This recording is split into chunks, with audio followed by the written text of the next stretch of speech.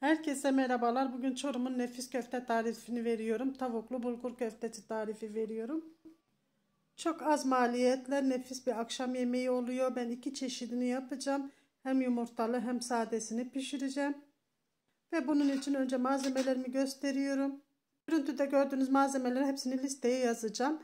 Bir adet soğanımı rendeleyeceğim ve tavuğumu robottan getireceğim. Kıyma haline gelene kadar çekiyorum. İsterseniz hazır kıyma da kullanabilirsiniz, tavuk kıyması. Kasaplarda istediğinizde tavuk kıyması verebilirler. Tavuk göğsünü kullandım. Siz isterseniz derisini de kullanabilirsiniz. Orijinal tarifte derisi de var. Ama ben derisini sevmediğim için kimisi zaten ekliyor, kimisi eklemiyor derisini.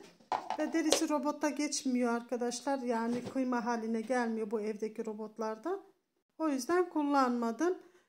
Kıymamı hazırladıktan sonra şimdi soğanımı güzel rendeliyorum ve suyunu sıkacağım. Suyunu sıktıktan sonra bulguruma ekleyeceğim. Bir orta boy soğan yeterli geliyor. 2 su bardağı bulgur kullanıyorum. Köftelik bulgur kullanıyorum. Bunu çoğaltıp azaltabilirsiniz. Bulgurunuz kadar tavuk kullanacaksınız. Ölçüsünü o şekilde ayarlayabilirsiniz. Bulgurun gramajı ne kadarsa tavuğu da o kadar kullanabilirsiniz. 2 su bardağı bulgurumu ekledim. Bir kaşık domates salçasını ekledim. Karabiber, pul biber, kimyon ve tuzunu ekledim. Ve rendelediğim soğanı da ekledim. Şöyle 4-5 diş sarımsak rendeleyip ekliyoruz.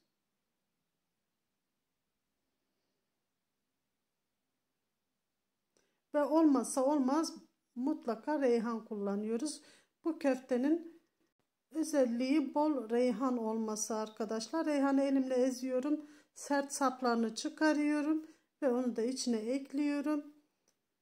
Bir adet domates, orta boy domates, onu da rendelemiştim. Suyla beraber içine koyuyorum. İçine ekstradan su koymuyoruz. Bulgurumuzu çiğ köfte gibi yoğuracağız. Önce baharatlarla iyice bir birleştiriyorum. Sonra tavuk kıymasını ekliyorum. Elimizi azar azar ıslatarak yoğuracağız. Ve en son bir çay bardağını azar azar ekleyeceğim arkadaşlar. İsterseniz bunu çiğ köfte gibi de yiyebilirsiniz. Çünkü kıyması yani tavuk iyice ezilene kadar yoğuruyoruz. En az bir yarım saat bunun yoğrulması sürüyor arkadaşlar. İsterseniz hamur yoğurma makinesinde de yoğurabilirsiniz. Bunu çiğ köfte gibi yiyenler de var. Pişirip yiyenler de var. Hangisini isterseniz o şekilde yiyebilirsiniz. Ama çiğ köfte gibi yiyecekseniz eğer hemen yemeniz lazım. Çünkü yani o gün içinde bitirmeniz gerekiyor. Çünkü bakteri oluşumu olabilir. İçinde tavuk olduğu için. Ve bu şekilde çiğ köfte gibi iyice yoğuruyorum. Elimi hafif hafif ara ara ıslatıyorum.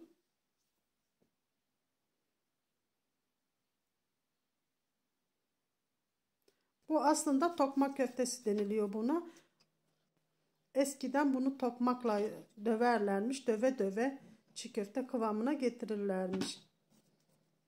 Gördüğünüz gibi azar azar suyumu elimi ıslatarak yoğurdum. Ve en son aşama, artık hamurum tam olduğu aşamada bir çay bardağı sıvı yağ yanıma almıştım. Onu azar azar ekliyorum.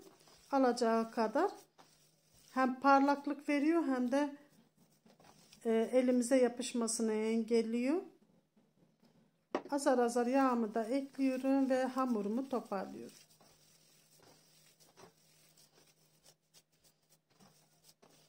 Hamur yoğurma makineniz varsa içinde çok güzel olur.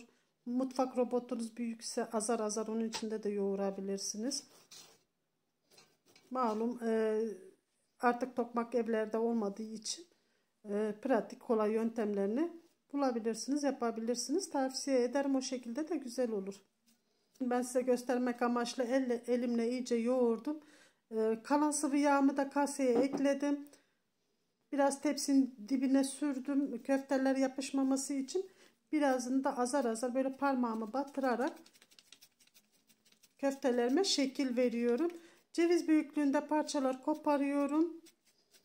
Ve avucumun içiyle bastırarak şekiller veriyorum. Görüntüde gördüğünüz gibi el hareketlerime bakarsanız aynısını yapabilirsiniz. İsterseniz kavanoz kapağıyla da şekil verebilirsiniz veya köfte aparatları çıkmış arkadaşlar. Hem çok ucuz hem de rahat oluyor. Onlarla da yapabilirsiniz ama bana kalırsa hiçbirine de ihtiyaç yok. Elinizle de bu şekilde güzel şekiller verebilirsiniz. Hafif parmağımı yağladım. Bir parça köfte harcından kopardım. Ve görüntüde gördüğünüz gibi avuçlarımı içiyle bastırıyorum ve şekiller veriyorum.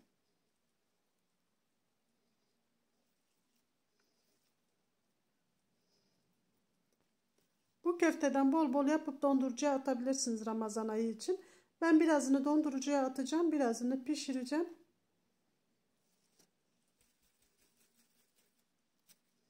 Şöyle bir tane daha gösteriyorum. Elimle çeviriyorum arkadaşlar. Çok kolay, çok basit. Bunun için ekstra masraf yapıp aparatlar almaya da gerek yok. Elimizde çeviriyoruz. Güzel köfteler şeklini veriyoruz. İsterseniz bu şekilde bakın çiğ köfte şeklini veriyorum. Böyle yapıp yanına ayran yapıp marulunu, limonunu koyup afiyetle yiyebilirsiniz. Ama dediğim gibi aynı gün içinde yemeniz ve bitirmeniz gerekiyor. Ve köftelerimi hepsini hazırladım. Birazını da küçük bir tepsiye koydum. Dondurucuya atacağım. Tepsimi dolduracağım. Biraz diğer tepsiden de üzerine ekleyeceğim. Tepsimin altını yağladım. Hafif yağladım arkadaşlar yapışmaması için. Çünkü dondurucuya koyacağım için. Ya da yağlı kağıt koyabilirsiniz. Altına hafif yağladıktan sonra köftelerimi üzerine koyuyorum. Ve dondurucuya atıyorum.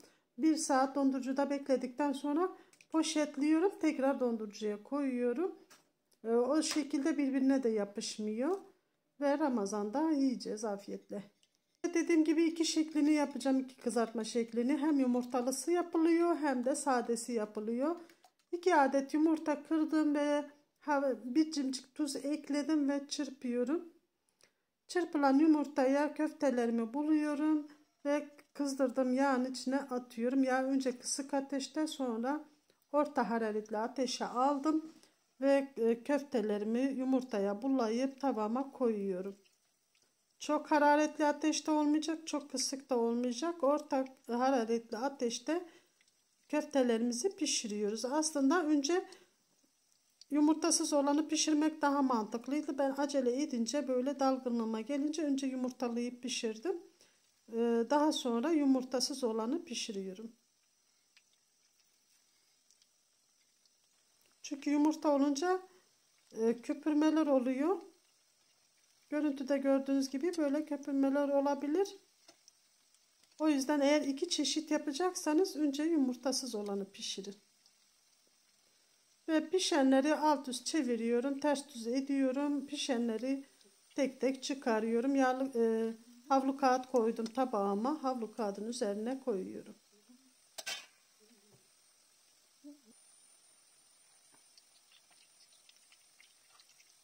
Kızaranları çıkarıyorum. Çok bereketli bir köfte tarifi. Hem çok az maliyetli hem de çok bereketli. Gerçekten çok da doyurucu.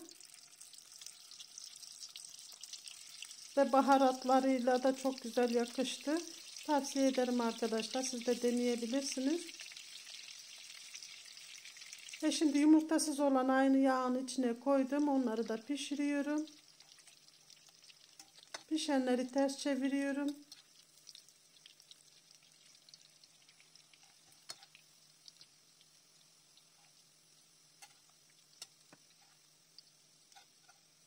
Ve köftelerimin hepsini pişirdim ve tavadan çıkarıyorum. Şimdi sunuma geçiyoruz. Ben yanına yoğurtla ketçap koydum. Yoğurdun içine nane koydum, pul biber koydum, bir cimcik tuz koydum. Ve tabağımın bir tarafına yumurtalı köfteden koydum. Diğer tarafına da yumurtasız köfteden koydum. Görüntüde gördüğünüz gibi.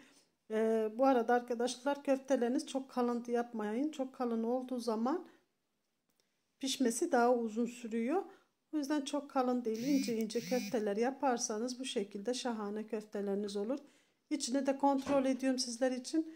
İçi de pişti, dışı da pişti. Zaten çiğ şekilde yeniliyordu. Yoğurarak biz o kıymayı ve bulguru pişirdik arkadaşlar. Çok orijinal bir tarif verdim size.